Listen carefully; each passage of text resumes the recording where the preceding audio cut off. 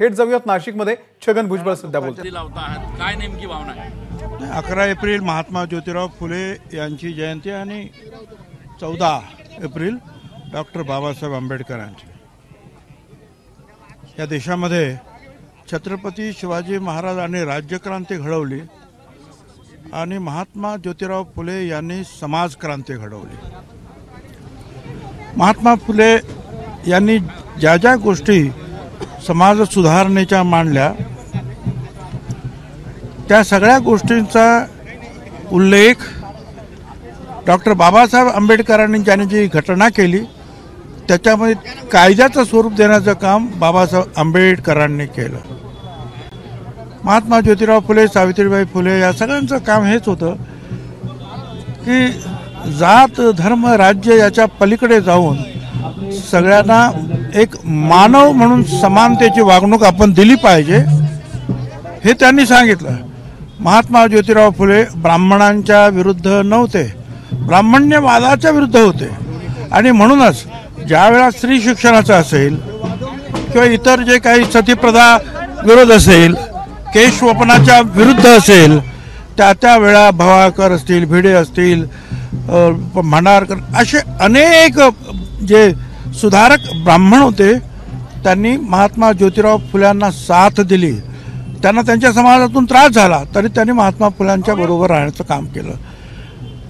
सांगण्याचा उद्देश आहे की अंधश्रद्धा आणि छूत अछूत याच्या विरुद्ध जे आहे महात्मा ज्योतिराव फुले, सावित्रीबाई फुलांनी काम केलं। शाहू महाराजांनी सुद्धा आपल्या राज्यामध्ये तेच केलं आणि बाबासाहेब आंबेडकरांनी त्याच्यावर जे आहे कायद्याच्या माध्यमातून त्याला एक कायद्याचं स्वरूप दिलं या सगळ्या गोष्टींना।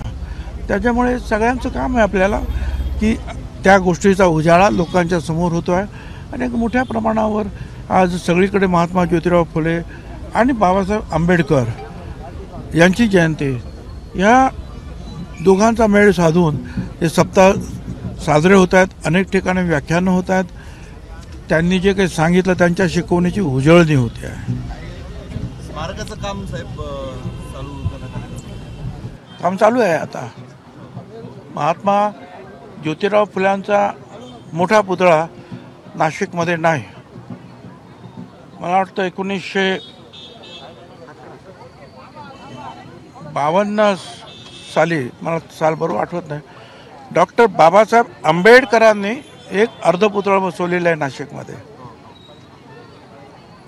पण मोठा असा पुतळा नाही आहे सावित्रीबाई फुले आणि बाबासाहेब महात्मा ज्योतिराव फुल्यांचा। तर ते काम जे आहे सध्या सुरू आहे, लवकरच ते पूर्ण करतील। महानगरपालिका आयुक्त आणि सर्व त्याच्यामध्ये जातीनं लक्ष घालत आहेत। साहेब, आपल्याला थेट कमळाच्या निशाणीवर निवडणूक लढवण्यासंदर्भातला प्रस्ताव दिल्लीमधनं आल्याची बातमी येते, किती सगळी जी आहे साफ झूट बातमी आहे, अतिशय चुकीची बातमी आहे, कशाचाही आधार त्याला नाही। पण एवढं सांगतो की या ठिकाणी अजितदादांनी ही जागा मागितली आणि त्यावेळेला अजितदादा, प्रफुल्ल पटेल यांचं म्हणणं असं आहे की वरून सांगण्यात आलं की ती जागा तुम्हाला घ्यायची असेल आणि घ्या, परंतु छगन भुजबळांनाच तिथे उभं करा, असं त्यांनी मला सांगितलं। आता बाकी याच्यापेक्षा जास्त मी काही सांगू शकत नाही, त्याच्या पाठीमागे मग काय आहे काय नाही। पण हे सगळे जे आहेत याच्यावर, या चिन्हावर त्या चिन्हावर, असं काहीही माझ्याकडे कोणी विचारणा केली नाही, मागणी केली नाही, अट टाकलेली नाही, काहीच नाही। राज ठाकरे महायुतीमध्ये पुन्हा येतील अशी त्यांनी संकेत दिलेले आहेत, किती फायदा होईल कसं वाटतंय? असं आहे की एक कार्यकर्ता जरी आपल्याला जर भेटला आला आपल्या पक्षामध्ये तर आपल्याला आनंद होतो की चला कार्यकर्ता भेटला। राज ठाकरे तर एका पक्षाचे प्रमुख आहेत, या महाराष्ट्रामध्ये त्यांचं नाव आहे आणि निश्चितपणे त्यांचा सुद्धा लोकमानसावर प्रभाव आहे। त्यामुळे ते आल्यामुळे किंवा त्यांनी पाठिंबा दिल्यामुळे महायुतीची ताकद निश्चितपणे वाढणार आहे। थँक्यू, धन्यवाद। करतील, जेव्हा करायचे तेव्हा हे सगळे एकत्र ज्यात महायुतीचे लोक बसतील आणि करतील। थँक्यू। आपली शेवटला आहे ना आपली निवडणूक, वेळ आहे आपल्याला, खूप वेळ आहे। चलो।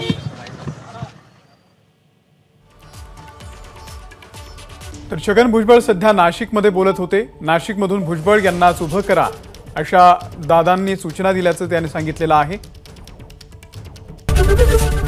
एबीपी माझा, उघडा डोळे बघा नीट.